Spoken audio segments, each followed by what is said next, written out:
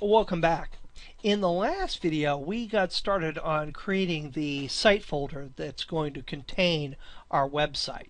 And if I come over here to the Files panel, you can see the folder structure that we've created. We created 4 top-level folders: CSS, Images, JavaScript, and PHP. And inside of the Images folder, I created Icons, Nav, PNG, and RAW. And again, you create these folders simply by right-clicking and doing New Folder.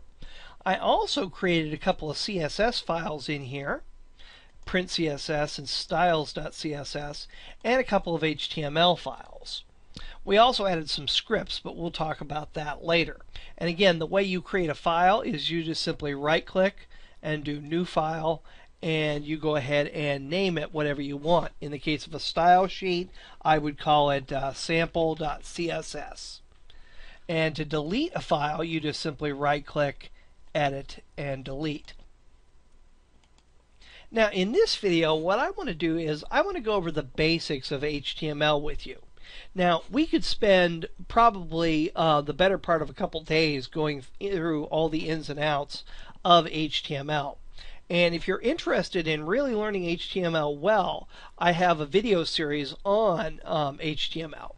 But what we're going to do in this video is just really quickly take you through a crash course in the essentials of HTML so that you can understand what we're doing when we're actually creating the site. So let's go ahead and get started. I'm going to go ahead and collapse those folders, and you can see little plus and minus signs that allow me to expand and contract those folders. And I'm going to go ahead and right click up here at the top and do New Folder, and I'm just going to call this one Sample.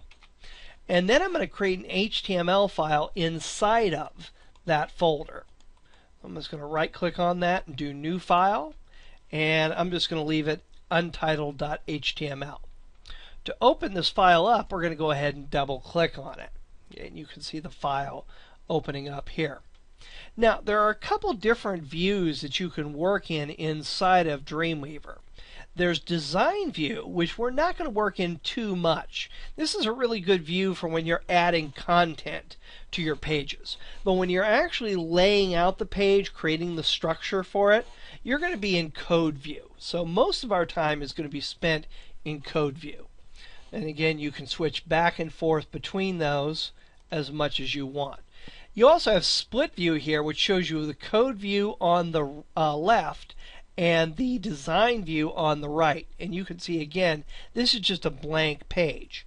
But either way, as you modify one, the other will be updated because they're just two views of the same file. For example, if I was to type hello here, you can see over in the code section, it placed that content in there. If I was to go ahead and delete that and click back in my Design View, hello disappears. So two views of the exact same file, but again, we're going to be working in Code View here. Design View is really limits what you can do effectively inside of Dreamweaver.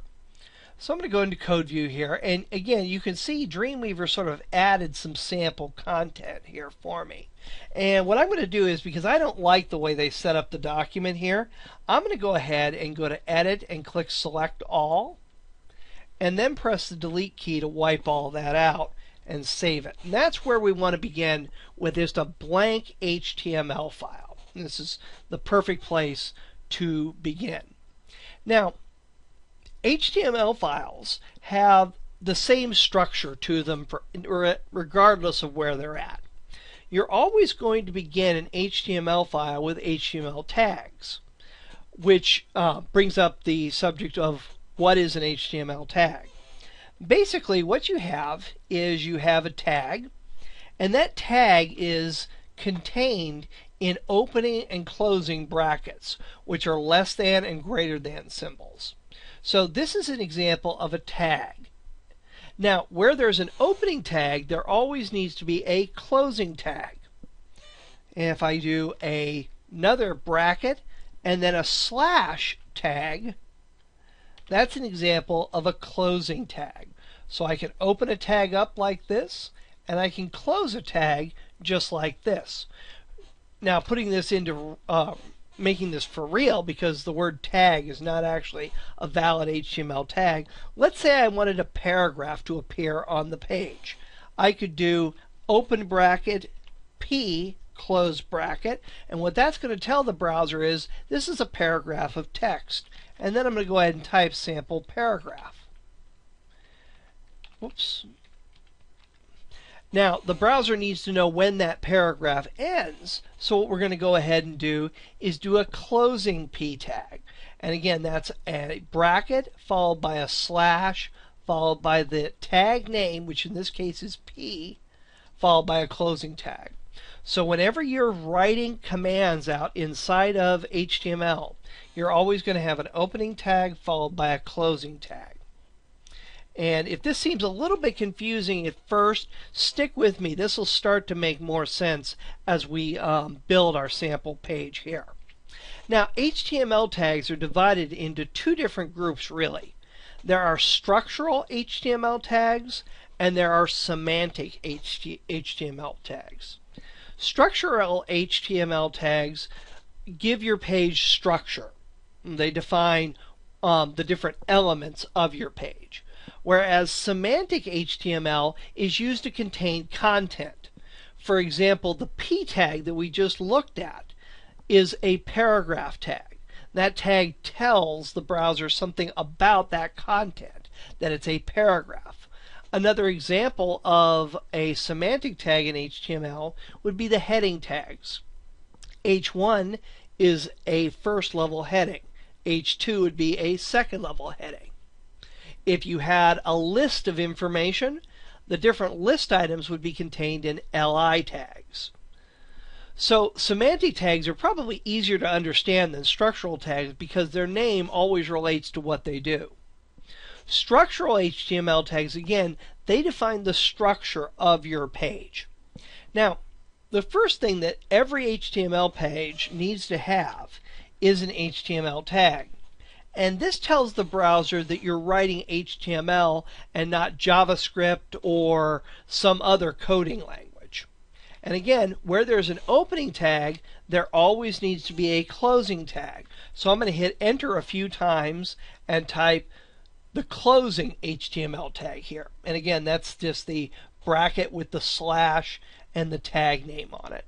From now on, I'm just going to call this open HTML tag and close HTML tag. I won't bother to mention the brackets or the slash. So everything in between this opening HTML tag and this closing HTML tag is going to contain HTML code. Now, HTML documents are divided into two sections, a head section and a body section.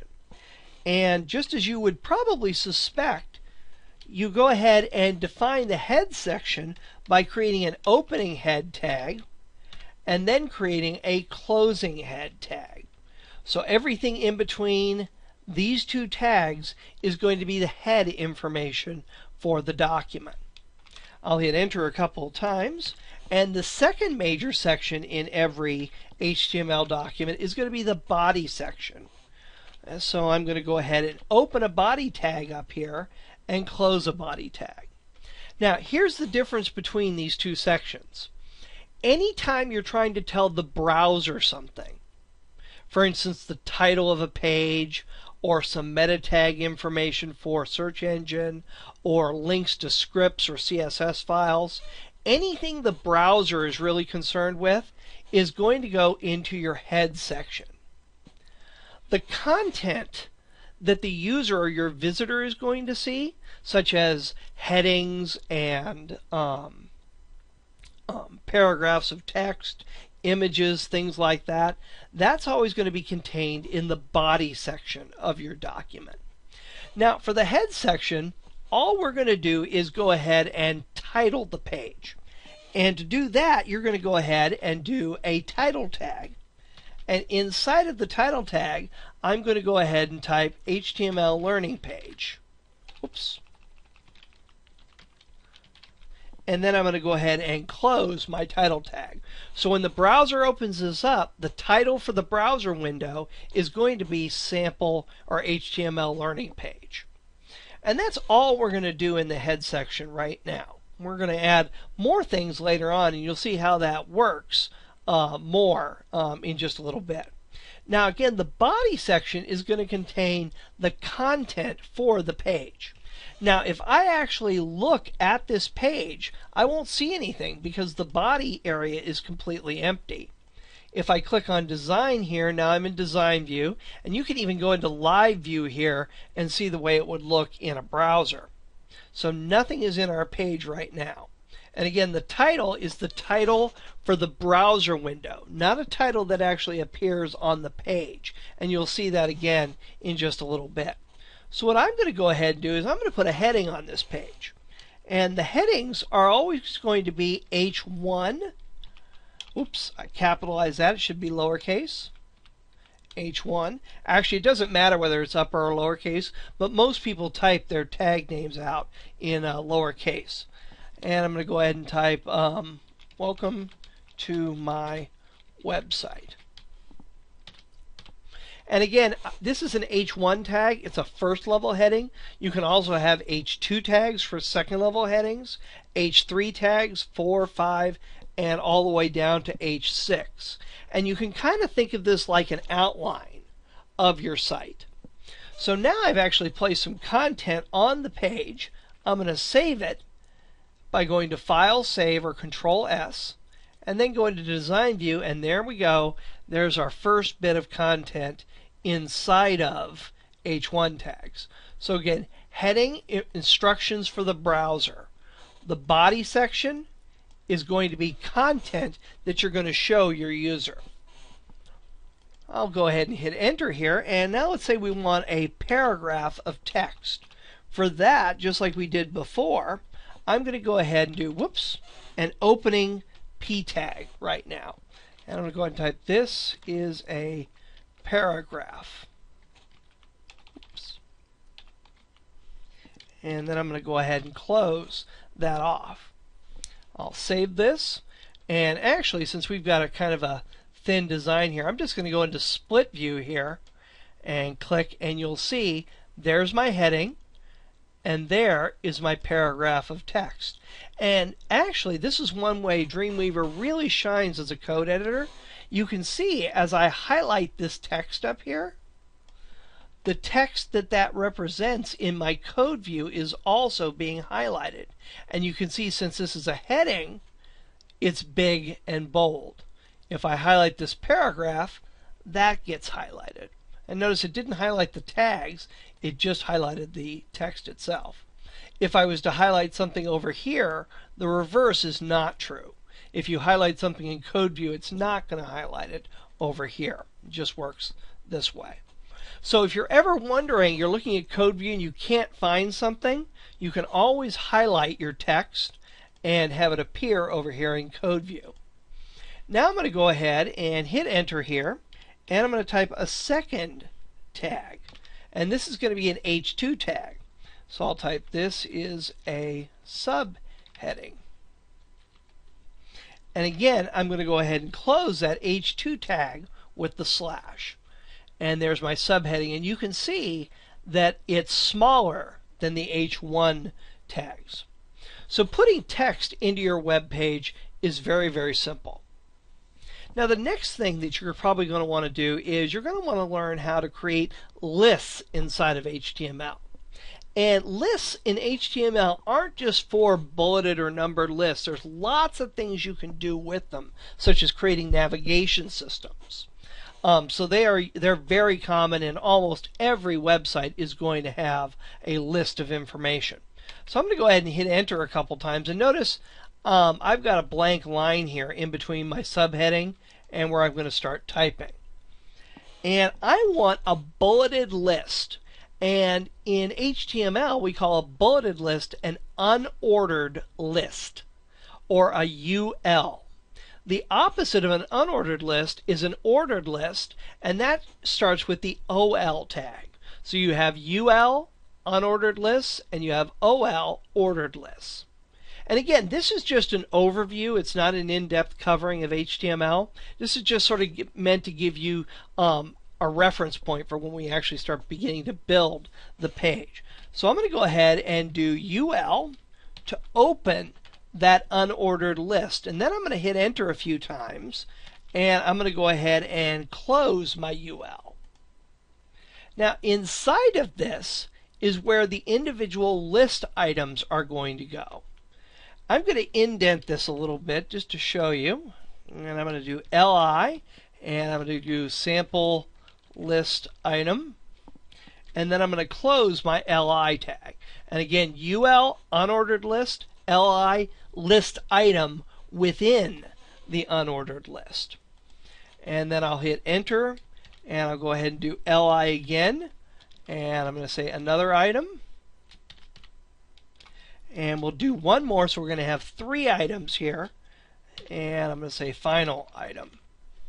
And again, I'm going to close my list item. Now notice that there are these blank lines here. And again, I'm going to save my document by going to File, Save. You can also do Control S. I'm going to assume that you're regularly saving your document, so I'm not going to say you should save your document at any one point. And then I'm going to go ahead and click over here in my design view, and you'll see there is an unordered list of elements on my page. And you'll see it's bulleted. Notice that there are no blank spaces in here. If I was to hit enter and put a blank line in between the first and second item, that still doesn't change anything over here. Browsers completely ignore extra line breaks and white space. So you can feel free to indent and to sort of arrange your code in any way that's most readable for you. And a lot of people do that with indents and extra spaces and things like that. So I'm going to come in here and delete these extra lines because we really don't need them, and save it, and you'll see nothing changed over here. As a matter of fact, what I could do is I could hit Backspace, and I could put the first list item on the same line as UL, and do that again right here. And one more time for the closing UL. So now the unordered list tags along with the 3 list items are all on the same line. And if I was to go ahead and come in here to design view right up here on top, you're going to see they're still listed as a list item. The browser doesn't take into account line breaks or spacing in the code. But again, this is not very readable, whereas if I do this and take it back to where I was, you can see how this is more readable as an unordered list. So always break things out into separate lines in your HTML, and make sure you indent things that are sub-items of other things, like these list items being sub-entries underneath the UL.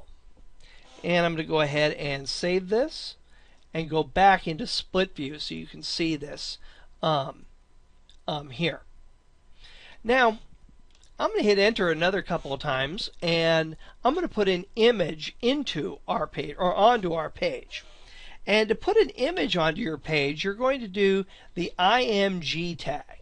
Now, this is going to be a little bit different because you don't do opening and closing im tags or image tags like you do other semantic tags where you have an opening tag and a closing tag. So I'm going to go ahead and delete that. For an image tag, what you're going to do is you're going to do an opening bracket and then the tag name img. And then you're going to type a space. And this is where Dreamweaver's coding hints can really come in useful to you. And the reason why a lot of people really like Dreamweaver for coding. I have the tag name here, and I hit enter. And now I'm going to go ahead and type S. And you're going to see it brings me down to these choices here. And if I do SR, it narrows it in even more. And I do want to define what the source is going to be for this image. So I'm going to go ahead and hit SRC. And you'll see it finished the entry there and did an equals and then a double quotation mark. It also brought up this little tip that says browse here, which is going to allow me to use the file editor to go and select an image for this this site. So I am going to go ahead and hit enter here to bring me into a browse button. Now I actually didn't put any images inside of my images folder. And normally you will copy whatever image you're working on into these folders.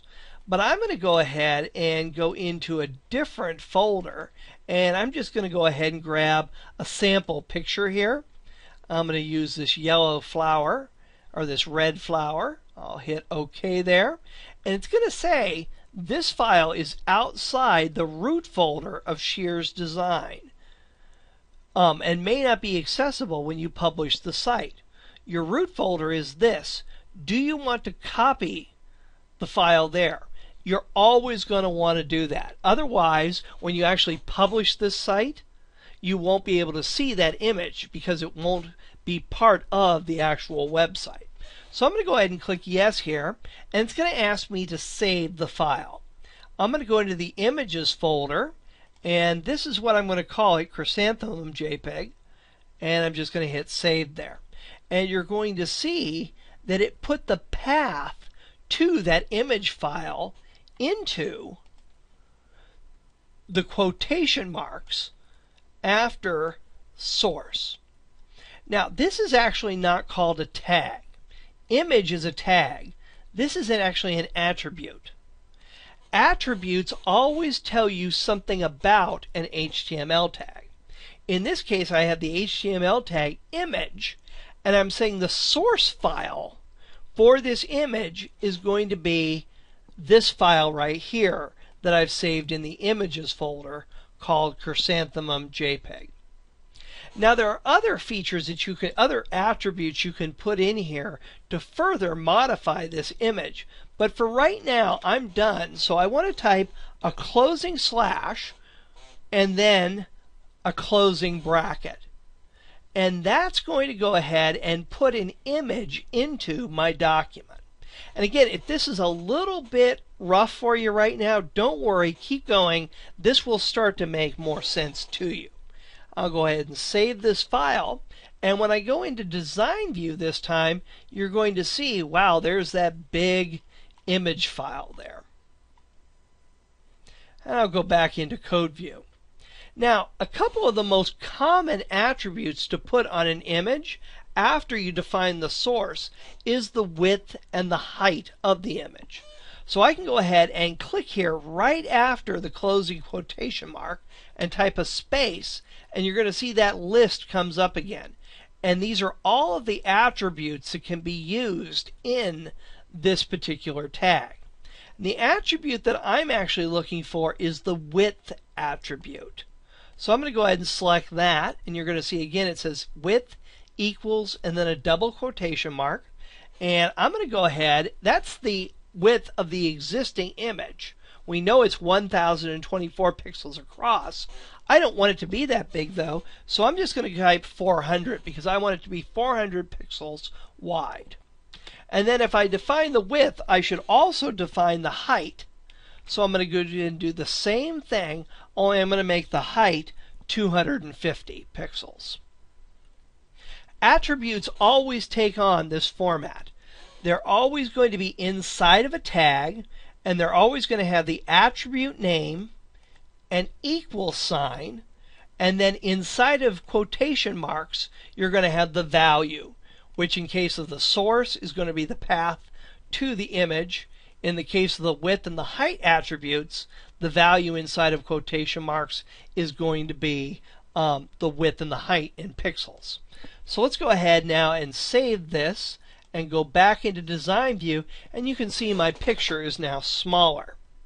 And you can actually define the width and the height either in your CSS that we'll talk about later, or you can define it inside of the HTML. Now, the next thing we would want to do is we want to see how to put a link into our page. And let's say I want a link to my home page, timothywebdesign.com, to come below this image. I'm going to go ahead and go back into the code view here. And again, I'm going to hit enter a couple times. Remember, you can put as much white space in as you want. Links are always kept inside of what are called A tags. So I'm going to go ahead and do opening bracket A. Now, I need to know several things about this link. The one essential thing I need to know is what is the link or what is the hyperlink pointing to? What is it referencing? And the attribute you use to define the target of a link is going to be the href attribute. So you can see href equals, and in quotation marks, I put the full path to an outside website or the relative path if I'm pointing to a page inside of my site.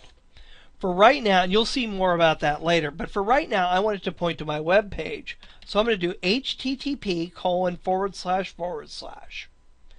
www.timothywebdesign.com. And if this was a real long path, you could always open up a browser, go to that page, copy it from your browser's address line, and then paste it into this particular attribute there. So now I'm going to click outside of the link, and I'm going to hit space. Now I don't want to put any more attributes in to this opening A tag. So what I'm going to do is I'm just going to go ahead and do the closing bracket. Now notice this is a little bit different. I didn't do the closing slash because the tag or the line is not over yet. I still have some content that I want to place in this particular link. So I'm going to go ahead and save this, and I'm going to go into design view here, and you'll see I don't have anything at all here. So I'm going to go into code view, and I'm going to go ahead and say visit Timothy Web Design. And then I'm going to go ahead and close my A tag. Let's save it. Let's see what this gave us. I'm going to go into design view, and sure enough, there's visit Timothy Web Design. And you're going to notice that it's on the same line as this image here. And that's because images and A tags, image tags and A tags, are what they call inline elements, meaning they don't have an automatic line break after them. That's not going to be a problem, but you can see the way we define a hyperlink. Again, looking here in the code, we open an A tag, and then we put the link right here inside of the href. After we close the opening A tag, we're going to go ahead and say visit timothywebdesign.com, and then we're going to go ahead and close that A tag. So that's all there is to creating a link. Now, if you wanted this to be on its own line, there are several ways to do that, but the most common way is to put a break in. So I'm going to click here on the line in between these two. I don't actually have to do that. I could put this up here, or I could put it right over here, but I'm going to put it in the middle. And I'm going to do an opening bracket, BR, space, a slash, and then a closing bracket. And that's the code that tells the browser to put a line break in. I'm going to go ahead and save this, and then I'm going to go ahead and go into design view, and now you can see that's on a different line. So far we've gone ahead and we've learned how to set up a basic page inside of Dreamweaver. We've also learned how to put text tags in, such as the H1 tag and the P tag. We've created a list of information here with the UL and the LI tag, and then we added an image and a link.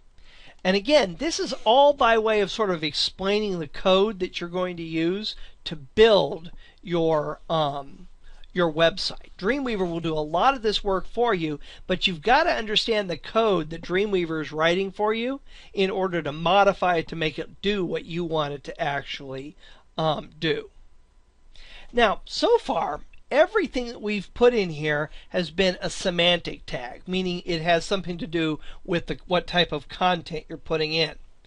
The body tag is an example of a structural tag, and it defines the body of your page. Whereas the head tag is also structural. It defines instructions for the browser. Now, whenever you're setting up a web page, you're also going to need to divide the content up into individual segments. Now let me go ahead and show you what I mean by that. If we go ahead now and look at the sample project file, let me go ahead and open that one up for you here. I'm going to go ahead and come in here, and I'm going to go into my completed website here, and I'm going to go ahead and open up my home page and go into live view here. And you're going to see, actually it takes just a second for that image to appear, we do have some distinct sections here on our page. Here's the section for the heading information, not the head area, but sort of the banner for the page. And you can see that's actually divided into two sections here. We've got the logo and the catchphrase here, and we've got some social media icons over here. So we have the heading section or the banner section of the page, and we have two sections inside of that. Then down below that we actually have the top navigation section. So that's another distinct division or section of the page. Coming down a little bit more, we have this image here, which is the sub banner. So that's another section on the page. And then we have this content area right here, and this right side area right over here. And finally, we have the footer down here at the bottom. So we have 1, 2, 3, 4, 5, 6, 7 distinct divisions of content on this page. When you're creating the HTML, and I'm going to come in here to the code here, you're going to see that I have this div tag right here. And you're going to see the div tag separates the different sections of content. For example, here I have the div tag that opens the top navigation section. And here's the unordered list that forms those links. And again, you can see the UL tag, the LI tag, composing the individual items, and then you have the links in the middle here inside of these A tags. But again, what I want you to focus on right now here is we have a div tag that's opening that section and then down here closing the section.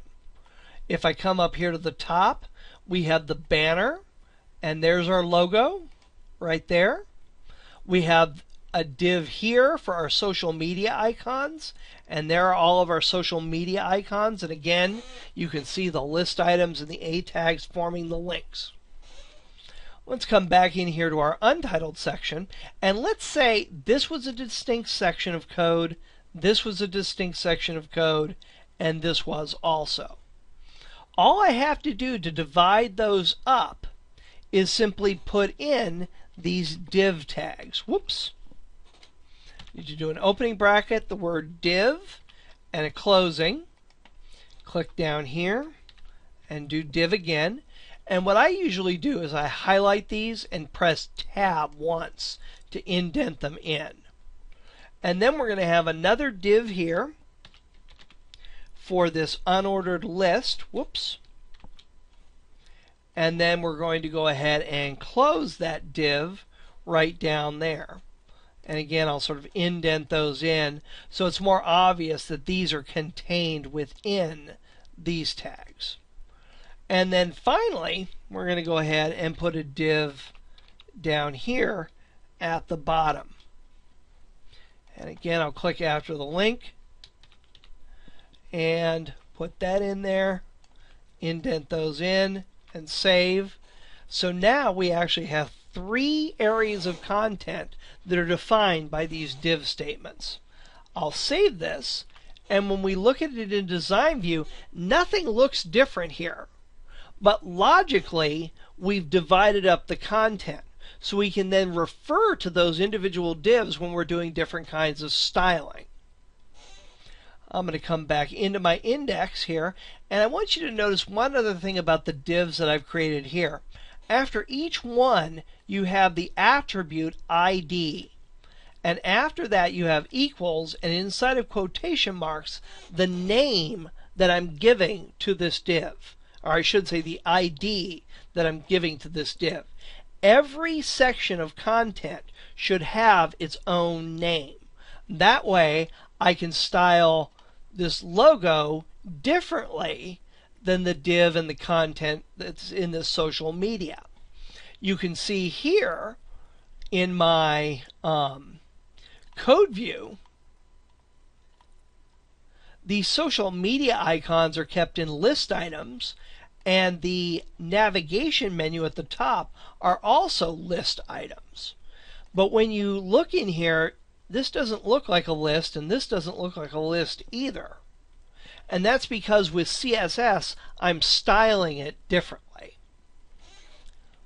So again, I'm going to come into my HTML code here, and I could give these divs a name just simply by clicking in the opening div tag, typing a space, and doing ID equals quote, and then whatever I want to call it. I'm going to call this one 1. I'm going to go ahead and call this one 2. And I'm going to call this one, I'm going to give this, whoops, hit enter there too quickly. I'm going to go ahead and call this one 3. And again, the only thing that sees, or the only thing that cares about these IDs is the actual browser. But they are very, very important. So now I've just given these divs the names 1, 2, and 3. They can be called whatever you want. If this was a real page, I would give them names that have some meaning. For example, in our real example here, I've gone ahead and called this div banner. I've called this div social media icons. This div top nav. This div slider, because it's the one that has this sliding image on it. And then we have the right side div, the content div, and finally we have the footer div. So you always give your IDs something, a name that's meaningful, so it's easy to identify and remember and refer back to it. I'll come back here to my HTML file, and that's all there is to creating a simple HTML page and adding some content onto it. And I know this was a lot of information. Don't worry about getting bogged down in the details. As we actually go through building this site, you're going to see these actually in action, and they will make a lot more sense after you've actually used them. So in the next video, what we're going to go ahead and do is we're going to go ahead and begin to create the HTML structure for our pages, and then we'll get into CSS a little bit more. So I'll see you in the next video.